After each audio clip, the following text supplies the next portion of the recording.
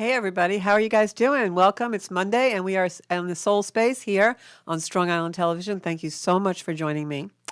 Tonight it means a lot for everybody to join because I'm having a little bit of a difficult time, which I will get to in a minute. I'm going to give everybody a few minutes to kind of pile in around here and come on in and share your comments. Really want to make sure that everybody's on tonight. So doing that, got you there. Okay. So it was a difficult week for me, I have to say. Those of you who know me and who are on my pages, you know I mentioned something this weekend about my dog, Sparky. And had a little bit of a rough time this weekend. Actually had to put my beloved Sparky down. And this is a photo, if you those of you who are watching, not just listening, of me and the Sparkster. And we were pretty much soulmates, and that's why he inspired this show tonight. And I want to thank everybody for hundreds of people are actually calling me and texting me and commenting on Sparky. And I think our pets are a really good example of soulmate love. And I have to say that Sparky came to me during a time when I was really, really low and really in detriment, and I didn't know if I really believed in anything anymore. And Sparky came and put the light in my life 11 years ago, and he walked with me every day. He was my constant companion.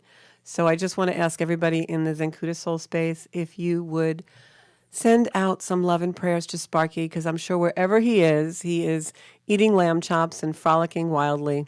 And I am only hoping that wherever he is, there's a million hands, because anyone who knows Sparky knows that if there was a hand in my house, it had to be on him. So let's all just give Sparky a beautiful send-off and maybe send up some hearts for him. I would really love that. And thank you so much for all your well wishes. It really does mean a lot to me. So if you guys would all be so kind and maybe share the show tonight, I would be so grateful for that too.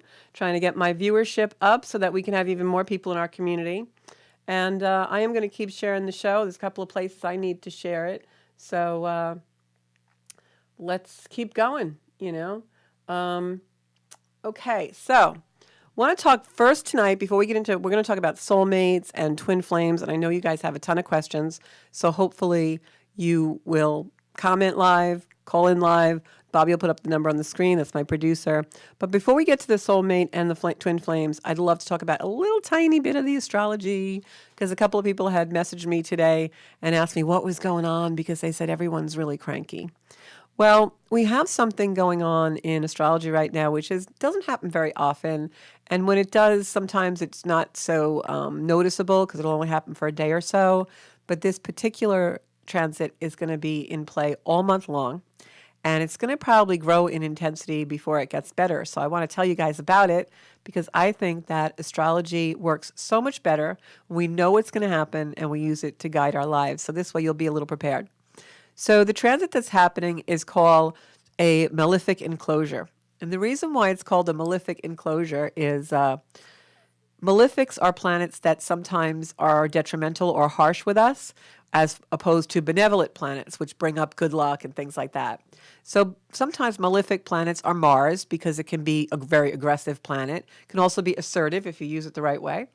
And Saturn, which is known as a malefic because it limits things for us, and it's very much an authoritative planet. So right now we have the planet of love, Venus, in between Saturn and Mars. And we call that a malefic enclosure because it's actually closed tightly around the planet. And the planet can't really be who it's meant to be. It's kind of in prison, or it's kind of between a rock and a hard place. So when the planet of love and all things harmonic and in harmony and things go smooth and all those kind of things are very Venusian and Venus-like things, right?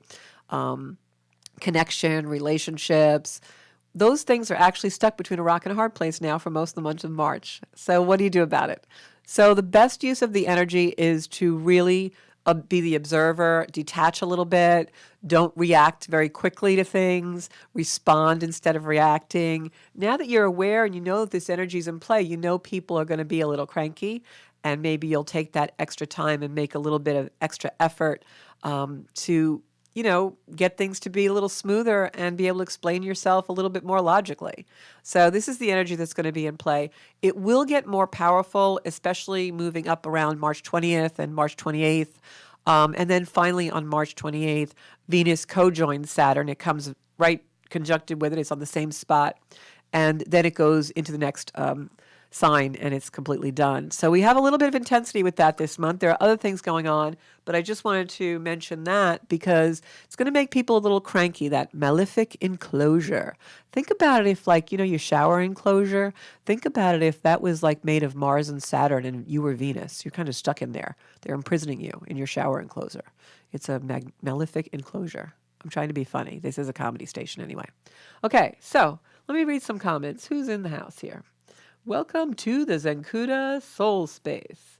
Hey, hi, Christine Fay. Thank you so much. I got your message. I love you, too. I've got Scott Lencone. He's like, oh, Sparky, your mommy loves you. Thanks so much. I think Scott's new in the Zenkuda house. Anne's here. Joanna Maya. Got a bunch of people. If you guys want to share the show, I'd love that. Aaron, thank you. Aaron, my best friend from Texas, my only friend in Texas. He is sending me a beautiful gift that was totally unexpected. It's okay. Let's go into, and thank you for that. So let's go into soulmates and twin flames, because I know you guys are dying to find out all about this stuff. So if you want to call into the show, numbers on the screen. For those of you just listening and not watching, it's 516-945-9099. So lots of stuff going on with soulmates and twin flames. I constantly get readings from people, or even people calling the show, you've all heard them, where people will ask, is this my soulmate? Is this my soulmate? So a couple of things about that. There are ways in the astrology chart to see if someone is a soulmate. There's two types of astrology that's done with relationships. The first is synastry. And synastry is when we actually take a chart and lay another chart over it, and it shows us what the dynamic of the relationship is, where your planets intertwine and how you relate and react to each other. And that's usually the most common reading I get asked for among couples, and when people want to know about a dynamic relationship. It could even be familial, child, parent, that kind of thing, sibling, whatever. Sometimes best friends come to me and ask what it is. Sometimes even people who work together will come to me and ask me for a synastry reading to see how they should be relating in relationship, what their best ways to communicate are, things like that. The second type of relationship reading that I can do is called a composite chart. The composite chart is where we take the birth times, dates, and places of both people and kind of put it in sort of like a astrological blender, and it comes up with a chart of the relationship. So the composite chart is the composition of both the birth charts of the people, and it spits out a chart that is the chart of the relationship. How does the relationship really take place? Does the relationship act like a Libran sun or a Scorpio moon or something like that? So the reason why I bring that up is because people come to me all the time and they ask, can you tell if this person is my soulmate or my twin flame? And we'll get to twin flames a little later on in the show. So I can see in the astrology chart if you are a soulmate relationship. Sometimes I can also see in the chart why the relationship is here and what its purpose is, because don't forget, I read the birth chart as though it was your soul contract. So let's back up a little bit and talk about soul contracts, since that's the first thing I see in a birth chart. It's also what comes to the surface for me when I read you psychically, whether I'm using cards or just sitting with you during a reading. I go into the soul contract and your soul imprint. So a soul contract is, we all have them. What happens is, in my belief anyway, you can use this information and then kind of decide what you believe, for yourself, research more, let my soul space let our soul space be a place where it kind of, intrigues you or tips your iceberg and you go and you look at more info, because I think that's really what the, goal of the soul space here is. And also the Zenkuda community is we all learn from each other and we develop our own intuition and our own authentic ideas. So when we're created, right, when we're created by Creator, whatever you believe that energy to be, we are not yet incarnated in human form, right? We're a soul. And that soul, before it's actually the person you are right now, will talk to spirit or your guides, and you will decide what experiences you want in this lifetime. And that determines your life and your humanness and who you become. So, for example, suppose you sit with your guides, and I always picture this as like a big table in a big library, right? We're all up in the Akashic records. And so you're sitting with your guides and Creator, and you say, hey, I want to experience forgiveness. Because I think forgiveness is a really cool thing to experience. Well, that's really great. And then they say, we're going to give you lessons in forgiveness throughout your life. And they incarnate you as a human, and they give you whatever color hair you're going to have, and the body style, and the family that you're going to have. And you go down to earth, and your life is filled with lessons about forgiveness. The only thing is, in order to be forgiven, you've got to do something pretty crappy. So you see how the soul contracts work. Maybe your lesson is you say, hey, I want to know equality. I want to know something about being humble. Well, in order to do that and learn that lesson, you usually have to have the opposite experience. So those are our soul contracts. And I know I've had times in my life when I've been like, what the heck was I thinking to ask for that one? But those are your contracts. And so then what happens is there are soul clusters. Maybe those are people in your family. Maybe they're friends. Maybe they're people you do a special project with. But these soul clusters are other souls that have traveled with you through many, many lifetimes, and they'll travel with you to the end of time, through eternity, until you're no longer incarnated as human. And they are souls that take on different personalities, different body, different relationship to you. For instance, I've regressed back into past lives, and I know that my father, my birth father here in this life, was my grandmother in another life that I had. And I also know that my mother in this life was my brother in another life. So those are soul clusters. Those are souls that travel with you, and it might sound hokey. I'm not trying to do a Shirley MacLaine on you guys, but like it's the way it works because your souls all travel together. That's why sometimes, even though, parents always say they don't have a favorite, but you feel an affinity with one child more than another because they were probably in your soul cluster more often, or maybe this is the first time the other child is in your soul cluster and you feel more of a familiarity with that other child and you truly have a soul mate relationship with them. So there are many different types of soulmates. I like to think of us all as kind of soul buddies in one way or another. So we have kindred spirits. Kindred spirits are people who come into your life for the sole purpose of helping you on your path. Think It's a Wonderful Life, kind of like an angel. But they're not angels. They're people. They're humans. And they're here to uplift you, support you, and they're never unwanted. When kindred spirits come into your life, you never get annoyed with them. There's never negativity. They come in and they're just completely supportive.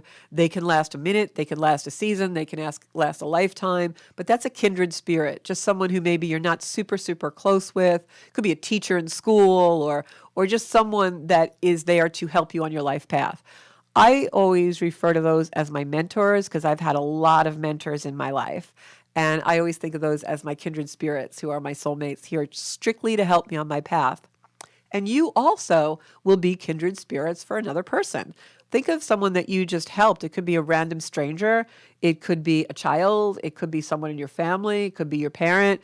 But you were put in a place and time to completely help them on their path. Then we have, I talked already about soul clusters. And don't forget, those soul clusters come in again and again and again in different forms because we haven't learned a lesson sometimes, or sometimes it'll be a continuation of a lesson. I can think of certain people in my life that I know the energy line has not been completed. There's unfinished business there.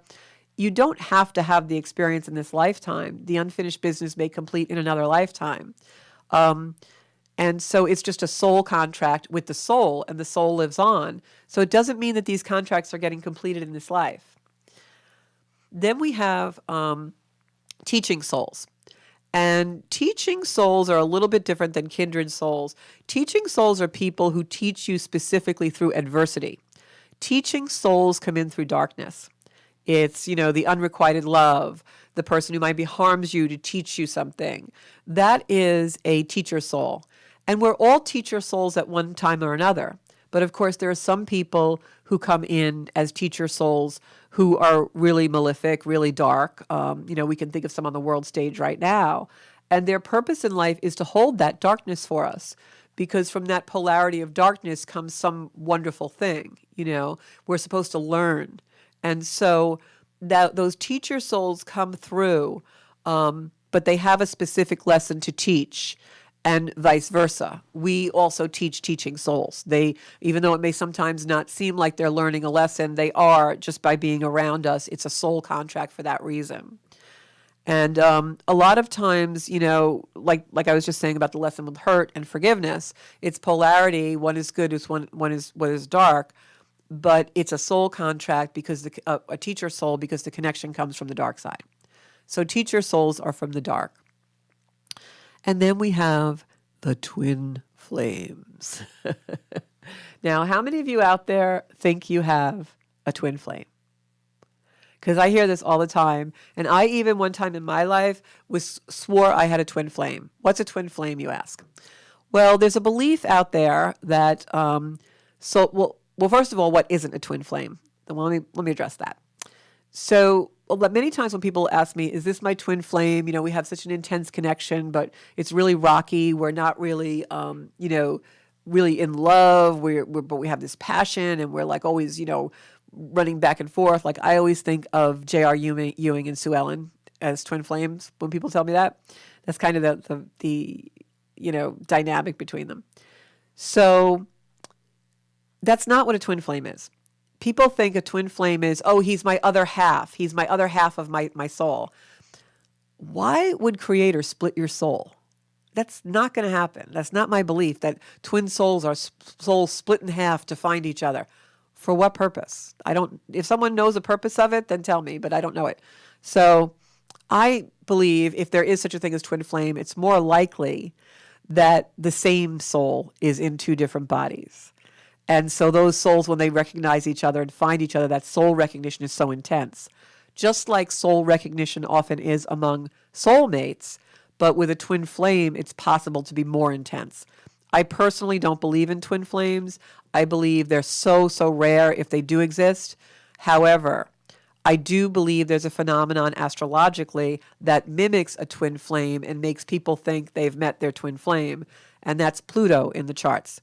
If I do a synastry chart and Pluto is squaring anyone's sun, ascendant, they have Neptune squaring the nodes, any kind of Plutonian action going on, I have to really look in the chart. That's a lot of times mimics a twin flame relationship. It's a push-pull. It's a chase runner. It's, like they always say, how do you obtain something or someone? You stop running after it and it stops running away. Same thing with twin flames. Twin flames are always running away. Someone's chasing, running away, someone's chasing. That's not love. So if you're in one of those twin flame relationships, look at the charts because you're probably in a Plutonian relationship. Pluto is transformation in a very deep way. When you have those transits in the chart of two people, it manifests as that push-pull, I have to have you or I'll die, oh my God, I can't stand you, I'm going to kill you. That kind of energy is Plutonian, all right? So comments, questions. Let me see what's going on out there. All righty. So everybody says they're listening intently. Thank you so much. Ray says it was good meeting me last week. Yes, Ray was on the show with Andrew, who is on at 9 o'clock. After me comes Teresa with Tea Time. She does a fabulous show. She's got a great guest tonight. And then after her is Truth with Andrew and Frank. Sorry, I have so many names in my head, and I'm a little out of it because of the Sparky thing. I have to tell you, I've been crying for 2 days. I just in the last couple of hours felt like I was getting over the Sparky thing a little bit. And I know all you viewers out there can sympathize if you have pets. I have to tell you, I really do feel like his energy had to be withdrawn from my body. I know he's no longer on the earth, but I think his energy was still with me a lot. Yeah, Christine's saying yes. It's toxic too, I know. That's okay. Thank you. Everybody's saying sorry about my puppy.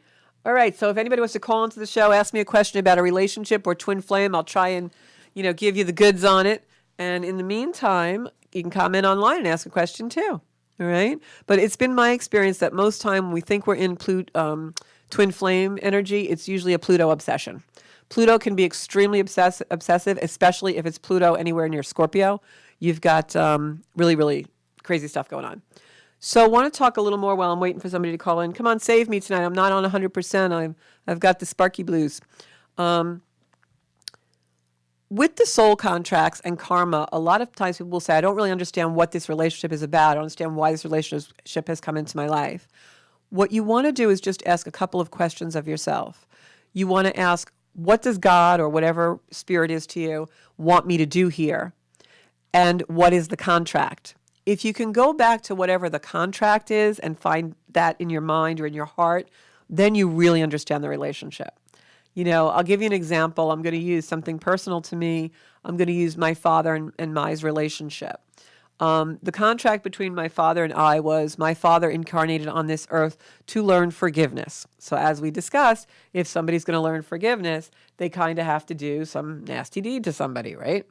So my father, had abhorrent behavior towards me. Egregious things were done. And as a result of that, in my life, I had to learn to forgive and learn the true lesson of forgiveness because that was our contract. So after my father died, I, had a lot of unfinished business. So I used to talk to him.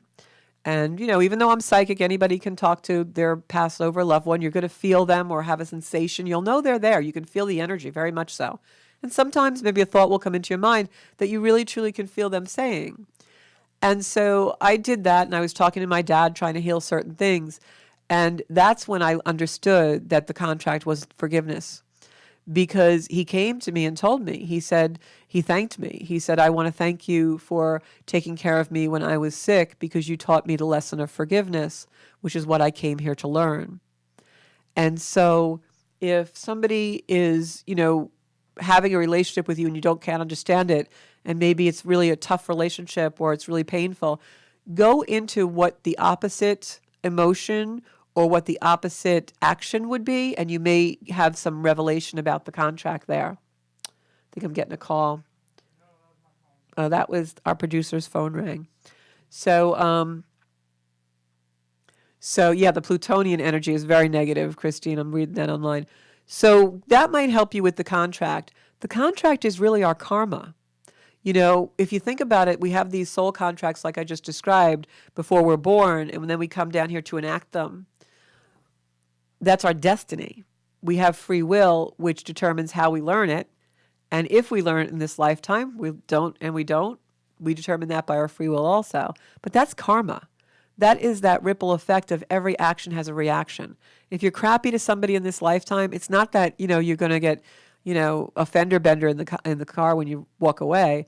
It's that your soul is now not living its mission. Your soul is not in alignment with the universe and why you're here. So you got to stay in alignment. And sometimes we are meant to do crappy things because that we learn from those as well, and we become teaching souls for others. So really kind of complicated. So I want to make sure you guys understand it. So questions, comments, give me some feedback here. I need your feedback tonight, people. Read my comments now. Very interesting. Yes, the first time I ever took a class about karma and contracts, everything just fell into place for me. It was the first time in my life where I really understood the whole reason behind why we're born, why we're here, what our path is.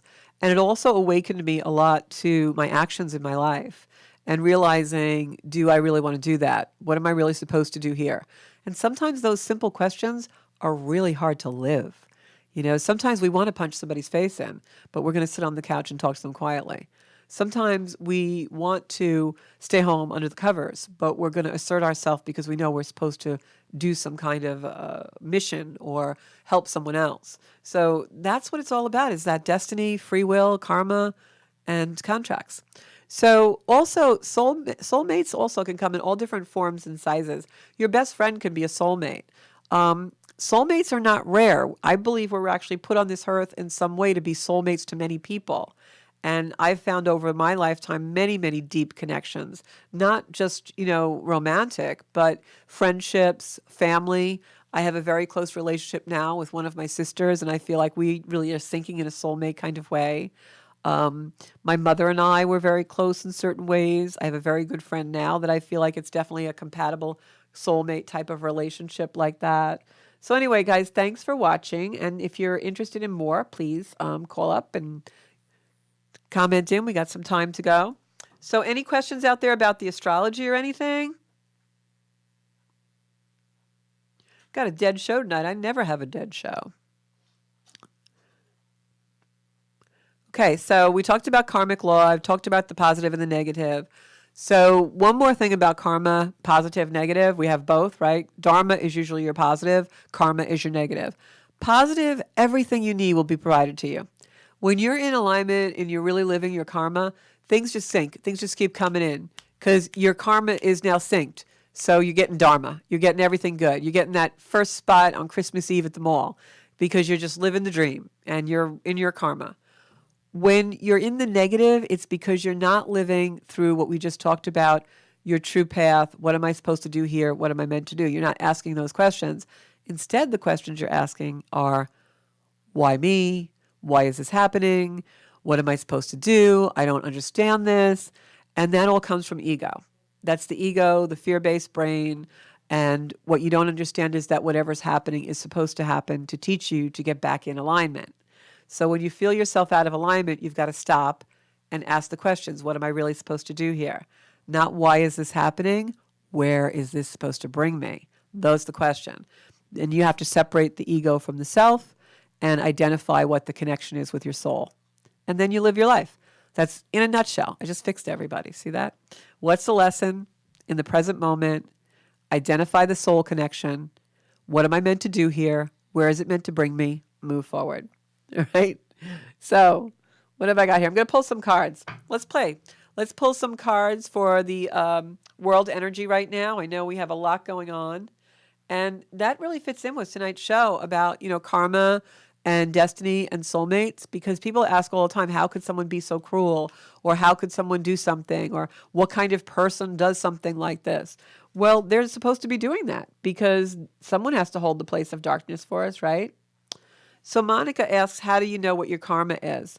Well, we know what our karma is because usually it's either repeating in our life, right? Like suppose you have a detriment or a bad habit of something you just can't stop. Like when I was younger, I was a brat, and when I was in my 20s, and I had a very sharp tongue. And I used to really tell people off a lot. I'm a Sag and Scorpio. So my Scorpio stinger would come out, and Saggies are blurters. We blurt stuff out, and then we're like, oops, I wasn't supposed to say that. So not a good combo. So I lost a lot of relationships in my life with my temper and my tongue.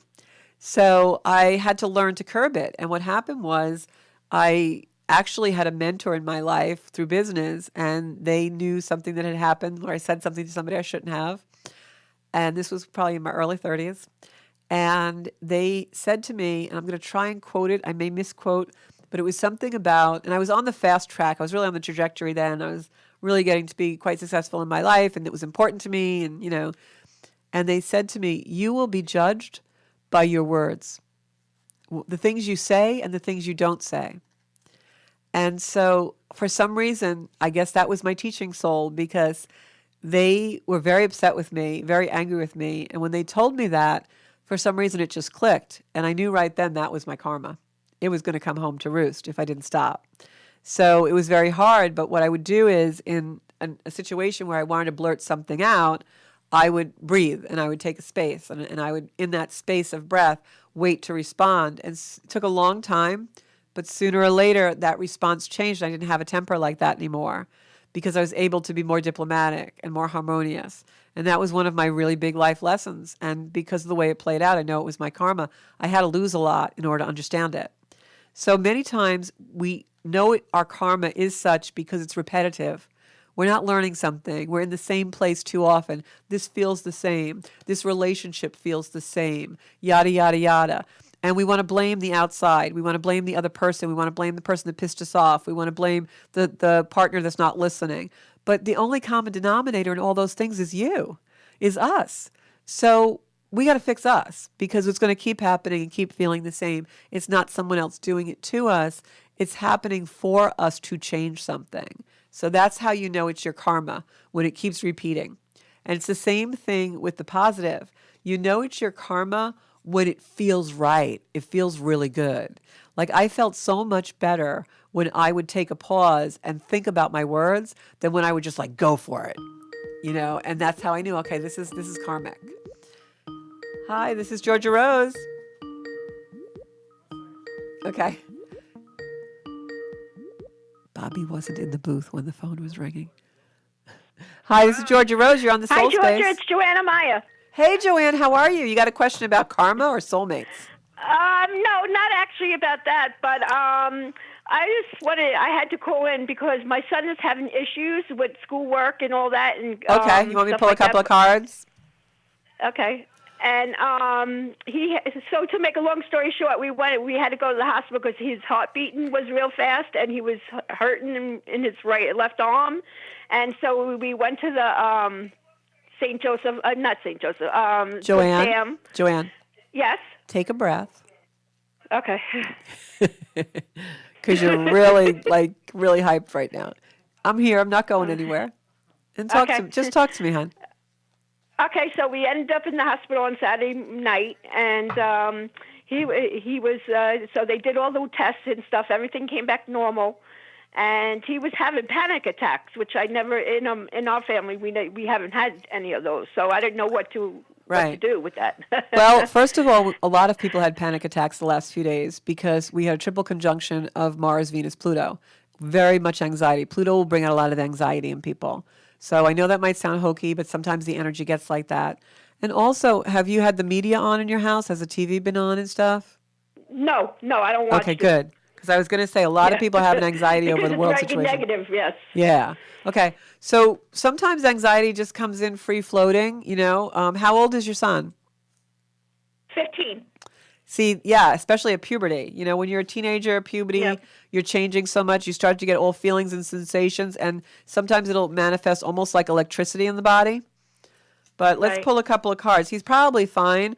I feel like he also really needs, I know it's going to sound very basic, but he really needs to hydrate. Make sure he's drinking a lot of water and not like sweet things. No, he always drinks water. Yeah, because I feel like he's not hydrated. Okay, I'll tell him to drink more water. Yeah. And I do feel like there's something bothering him that he's not telling you about. Okay. Is he going to regular school now? Like with yes, high school, yes. So, yeah, maybe something's going on. I feel like there's more to the story somewhere. Really do feel that. Yeah, he's been hanging out with this girl that he's been friendly with, and he really likes her, but she has, like, home problems, and I think he's overwhelmed with it. Yeah, that's the energy I'm getting, definitely. But I feel like there's more to the story. There's something almost like he's taking on too much that's not his. True. That could be, yeah. Yeah, I feel like that very much so. But there's definitely something hidden there. He's trying so hard to balance, and he's getting pulled in a lot of directions. Yeah, and then he has a lot of studying to do and quizzes, 50 question stuff, and he's panicking about that. Yeah, and I don't know if Bobby's in the booth, put a camera on the table, but I just picked the card that is the Ten of Wands, and I picked it after I said he's carrying burden stuff that isn't really his. This is the card that is that card. When I pull this card, this is carrying burdens. If you can see it on screen, it's a gentleman, and he's carrying a bunch of sticks or what we call wands in his hand. But this is symbolic of carrying the weight of the world. It's not his to carry. So maybe have a little talk with him about boundaries and how, even though he has a beautiful big heart, I feel like he's very empathic child, very sensitive child. Right. Young man, I should say. He's a Gemini. Yeah, see, he's all in his head. And he's flitting from too many things. With Geminis, it's very hard for them to not get really distracted. So you don't want to have too many things in front of them at once. And that's hard at this age because they put so much pressure on themselves. So keep that in mind. Really important, Joanne, for you also, especially at this time, to try and keep that line of communication open with him and spend time with him. Like just you and he one-on-one, go do something. Because this is a situation where he's definitely not opening up to you the way he used to. I definitely feel like there's more of the story. He's definitely overwhelmed. He's definitely taking on world burdens. He needs to learn balance, and I think that you're the one who can teach him that. And I also think that he was brought into this life to teach you the same, so you will learn together. Right. So in showing him balance, it actually makes you make some changes in your life with balance. And he's always worried about me, too, because, the breast cancer stuff and all the tests and all that. And totally hear that. You Yep. guys need to work together for balance. I also, what I'm Mhm. getting psychically is his problems. I don't mean the situations. The situations are very different from your situations, but the problem or the challenge is very similar to what you're going through in some way. So Okay. when you sit and talk to him, it's like we're feeling the same way about two different things, kind of thing. Okay. Okay? But I would definitely have a little Okay. convo with him because he's very sensitive, though. I feel like he picks up energy like in a heartbeat. It's almost overwhelming for him to be back in the classroom all the time because he's picking up a lot of energy. Right. Yeah. And talk to him about that, because I know Okay. you I believe in will. certain things. Yeah. Anything else? Any other Yeah, question? definitely. Nothing. Just I've it's been hard because just and then my other son, he's he just lost his grandmother too, like on the March 1st. Not Yeah. my mother, but my ex-husband's mother, Yes. and he was very upset So and that's stuff. what all contributes to And he anxiety. found out through my ex-husband texted him saying that his grandmother died. Can you believe Right. that? Yeah. Okay. Well, the other thing is, what I want to just leave you with this, and for everybody out there who's listening, myself included, um, anxiety actually translates into disconnect. That's what the word actually means if you look it up. Anxiety is disconnect. So when we're in anxiety, we are disconnected. We're disconnected from ourselves, we're disconnected from the present moment. And so the one way to combat anxiety and maybe teach him this is that when we are anxious, we're either thinking forward or we're thinking behind. We're either in the past or the future. If we stay present, it's very little to have anxiety about. So that Right. disconnection is what leads to the anxiety. So if there was a lot going True. on, especially for Gemini, they disconnect as a form of defense and coping And my other mechanism. son is a Pisces. Yeah, you got a lot going on in that house. Yep, yep. And all my ex and my husband that passed away, they're all Pisces. I Wow. can't get away from a Pisces. There And you I'm a go. Well, Taurus. see, there must be a karmic lesson there. There's a karmic lesson there about connection. Well, you have a good night, and thanks for calling in. Okay, you too. Thank you. Bye-bye. So I'm going to pull a Bye. card for Christine Fay. She wants to pull cards to see if I can tell her what her soul contracts are. I already know part of Christine's soul contracts are taking care of herself and putting herself first. I know that. Okay. So, yeah, anxiety has just been really in the air. I have to tell you, it just is common sense, but we forget that when the world is in disarray like it is so intensely, and we're seeing images that are very, very disheartening and very disturbing, that energy, even if we don't watch it ourselves, goes out into the collective, and we absorb it because we all are connected. So when people are out there and the anxiety level in a country goes up, the anxiety level in part of the world goes up, everyone gets a little skittish because it's like ants at a picnic. Humans are all connected. We have a vibration. Okay, so Christine, cards I'm pulling are part of your contract is also loss and grief, learning to overcome that, and I know you've had a lot of that in your life. Because I just pulled the Five of Cups, and that's the grief card for me. You can see it on the camera Bobby put on the table. Let me push these. So this was the spread that I took. The first one is you're waiting for recognition. And I don't mean you're personally like waiting for recognition, like, hey, I'm over here. I mean that the universe wants to give you recognition, but you're not clearing the path for it yet. So going to repeat that. The universe wants to give you recognition, but you haven't cleared the path for it yet. The next card I got was, because that's in reverse, that card, that's why I know it hasn't happened yet, was the Eight of Wands. The Eight of Wands, if you look at this card, is a card of battle. It can be a frustration card. It's a card of coming into something that is an obstacle and repetitively and over again trying to meet the same obstacle and get it done and come over it. It's like almost like trying to keep scaling a fence that's too tall for you to get over. And it's next to the grief card. So what I glean from that, intuitively, is that you're holding on to something from the past. It could be something in your mind. It could be something in the very, very deep conscious. It could be something that is being held in the body energy as well. But it's something that is not keeping you in balance because the next card is the card of balance, the Four of Pentacles. And so if I tell the story with these four cards, it's the world wants to give you the recognition that you deserve, but you haven't cleared the path for it yet. You still have an obstacle in your way that you're trying to scale, but it's a little too high. It's grief. There's grief there that's unsurmountable for you right now, and you can't go through it. You can't go over it. You can't be distracted from it. You got to go just in it and through it, and that will bring you the balance. I really do believe I'm going to pull a couple of cards for confirmation on this reading. Yeah. Still carrying burdens. It's right over the grief card and the obstacle card. These are other people's burdens. These are taking on situations and issues that you don't need to take on. This is part of the block between the recognition the universe wants to give you. And then this card is the proverbial card of the world in your hand, looking out, seeing the future. It's there. It's within reach. But you're still trying to scale this fence.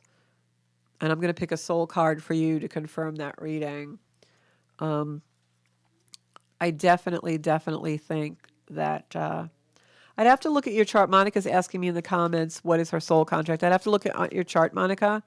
I definitely think this reading is, I'm getting a lot of old energy in this reading for you. This is for Christine Fay. A lot of old energy in this reading. So really need to take a time to really clear energy. And this is going to be the soul card for you. Yeah. Look, this beautiful soul card that I picked, all these people around the head. This is such a Gemini card, right? So many things in the head.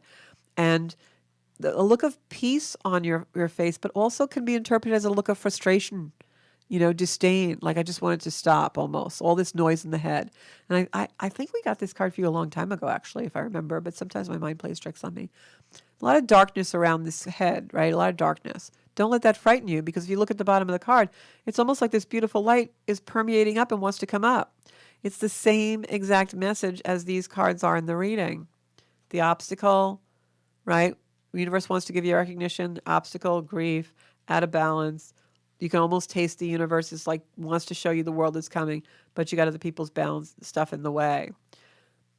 Your soul contract is really learning how to take care of yourself and self-care and self-love. And so a lot of times when that's our soul contract, people will come into our life to kind of knock us off our throne or keep knocking us off our chair, because in adversity, we usually find that humility where we finally take care of ourselves. And so the adversity keeps coming in order to put us in a space of such detriment that we have to learn to love ourselves. That was one of my lessons in life too. Almost everything was taken away from me. And in that space of complete solitude and silence, I had to sit with myself, and I had to learn how to take care of myself. And so I think that might be one of the things for you, Christine, and with grace and ease.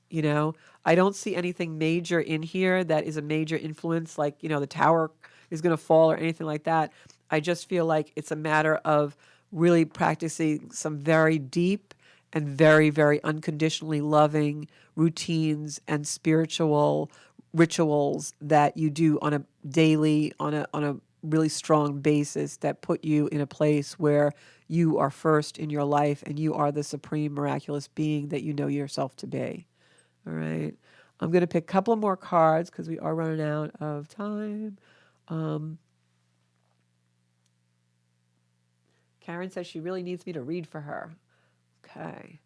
There was somebody before you, Karen, in the feed that was asking me, though, so I just want to go there. You know what? I'm going to go pull cards for Kim Logan Dubres. Anybody who goes on my page, Georgia Rose Zenkuda, there is, if you scroll down a little bit, there is a fundraiser for Kim and her husband. Kim is a really beautiful person. She's one of the volunteers and people that I know through Babylon Breast Cancer Coalition. She's also a survivor. She finally, after so many years of tirelessly working for everyone and their family, she and her husband went to retire to Florida. He had a freak sudden accident and is now paralyzed, so we're trying to raise money to get them a van so they can go to medical appointments. And there's a fundraiser on my page. So I'm going to pull some cards for you, honey, Kim. I hope things are going well. The pictures I saw up in the last few days looked beautiful of you and Mark, like you're really making the best of an unthinkable situation. And if everyone in the Zenkuda community could just send Kim love, I would really, really be so appreciative of that. Send her some love and prayers right now. Just sending you out all completely violet light around Kim and Mark. They're in Florida. Kim, I'm getting good cards for you. You got the Wheel of Fortune and you got Temperance, which means slow and steady wins the race. Okay? Nothing to, don't be doing any cartwheels over there. All right. Yeah, we have the health issue, but it's reborn, it's rebirth. So these three cards for you, Kim, are really great cards, actually. If I had to, really see these cards even without knowing your situation, I would say, you have luck on your side and benevolence coming in, surrounded by a lot of love. But of course, you knew that. But what I'm seeing here is a lot of possibility. Whenever I see the Wheel of Fortune come up in a reading, it's like unlimited possibility. The world is your oyster, so don't lose faith. Super, super important now that you keep the positivity coming. Try to dispel negative thoughts at all costs, because that will taint the energy. Temperance is a card of slow and steady wins the race. It's also having a beautiful belief of above and the present. So in other words, divinely being guided and really tapping into your intuition and using it to become, this beautiful star in the world that just kind of flows with grace and ease, knowing that you're doing the right thing, you're taking the right course because you're in alignment with above in heaven. So it's almost like bringing heaven into your life on a daily basis and knowing that you can align with that in order to proceed in the light. And then the third card I got was the Judgment card. The Judgment card in Tarot is not what a lot of people think it is. People think the Judgment card is like you're going to be judged. It's actually a health card of rebirth. So I would say this is for Mark. Coming along, actually being reborn again.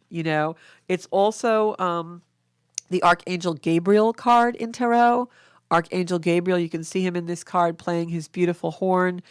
He's the angel of messages. And also the patron saint of Geminis. I know we just read a couple of Geminis a minute ago. And so when Archangel Gabriel comes into a reading, that means expect a very good message. He's with you. He's whispering in your ear. Archangel Gabriel was the angel who told the Blessed Mother she was going to have baby Jesus. So when he comes to bring you a message, it's a very divine message. So this is a great, great reading. So I'm going to pull a soul card for you, Kim. I also am getting intuitively, psychically, that you're trying to make a decision on a medical or something to do with maybe a doctor or a procedure. Something might come to you in a dream tonight or when you wake up tomorrow morning. I feel like it's a little bit heavy on your head, but you're going to make the right decision. Try and actually just almost go into a place where you're taking it for granted that you're going to be divinely guided to do the right thing. Absolutely, because I just pulled this soul card, and if you can see it on the camera, it is this beautiful woman with all this light around her head, and you can see this almost looks like a gargoyle or a dragon in the picture. And dragons are divine. Dragons are usually bring in energy that is new, fresh, and also extremely imperial. So when I see this beautiful woman praying like this with a dragon next to her, it means that, again, just like the Judgment card with Archangel Gabriel, you have guides around you. You have all divine guides around you. So just keep the faith. Don't lose that. Keep your optimism up. Everything is going to just keep getting improving and being better. Just want to look at my comments to see if Kim asked anything. Nope, don't see her. If you're still on, Kim, just let me know that you're still out there. Okay. All right. Karen, we will definitely hook up. Probably not on this show, but tune in next week. I'll see if I can get you a reading. Or PM me. Okay. Yeah, Christine, that just came in loud and clear.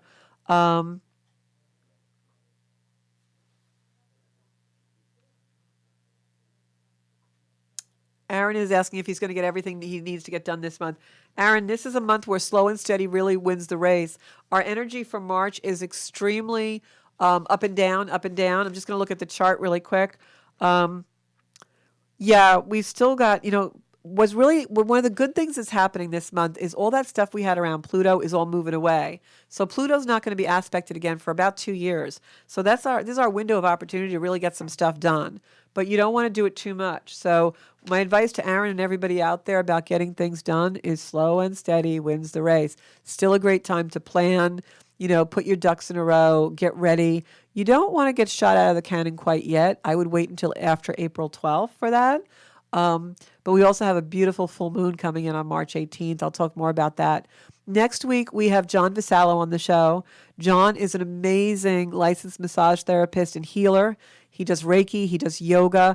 I'm so excited for you guys to hear all about his modalities and what he does. He's local, And he also does a lot of really beautiful type of healing work, which is he created himself. So I can't wait to have him on the show. Definitely make sure you call in and ask him all your questions about immunities and viruses and all those wonderful things. We're going to be starting up probably next month our monthly live events where we'll be doing the astrology for the month. Going to talk to Bobby, owner of Paradise Studios, about that and have those live here. And, I'm here in the Soul Space. You can find me live every Monday night at 7. You can find me on zenkuda.com if you want to book a reading or a healing. You can also find me on YouTube on Zenkuda and Instagram on Zenkuda Official. So we have a couple of minutes left. Let me see who else is online, if I can answer any more questions. If Bobby wants to take away the table, because I can't, very hard for me to read comments with that box in there. Okay. All right. Kim is back on here. You are amazing and spot on, Georgia. Okay. Yes. Thank you so much for that, Kim. I felt like you have something on your mind, a medical decision. I feel like it's just going to flow. Don't overthink it. You know what the right thing is. You just know. I know you know, so don't overthink or second guess yourself. You've got so many guides and divine angels on you, okay? Much love to you and Mark, Kim. Who else is on here now? Christine says, great reading. Thank you for that. And yeah, and I'm going to pull a card for Sparky. If all you will indulge me, just want to pull a card. I just really want to know he's okay. And I sound like a broken record. I know I'm driving some loved ones crazy with that. But, and I know he's okay, but I just want to sign because it's my Boo Bear. Alrighty. And it was really tough to let go of that dog. Let me tell you, I think one of the bravest things I ever did was hold that little paw till it grew cold. I think I'm a toughie. Anyway, so the card I got for Sparky is, I'm going to interpret this way, guys, because it's like a little thing coming out of somebody's mouth, another being. So I'm just going to say that Sparky's time with me was done. Our contract was done. Sparky and I had a soul contract. He was supposed to take care of me and nurture me and show me love for 11 years. And one of the things that, I'm going to close with this, one of the things that Sparky taught me was, as I said before, if you were in my house, you knew if your hand was in my house, it had to be on Sparky. And if you didn't pet him and you were in my home, he would take his nose and he'd keep butting against you or nudging you, or he'd swat you with his paw. And the lesson was, don't ever stop reaching for love, because we do that in our life, right? And that little 47-pound dog taught me that. We put up our walls and we try and detach and we go in these little shells. And here was this little 47-pound dog that never stopped asking for love, never stopped reaching for love, never stopped wanting that hand on his little furry body. So reach for the hands, guys, because we all need each other, all right? And that's my show for tonight. Thank you so much for talking to me online, on the phone, and in the soul space. This is our time to be a community of love and optimism in a world that I think might be going a little mad. So thank you so much for tuning in. I'll see you next Monday at 7 with John Vasalo. Good night.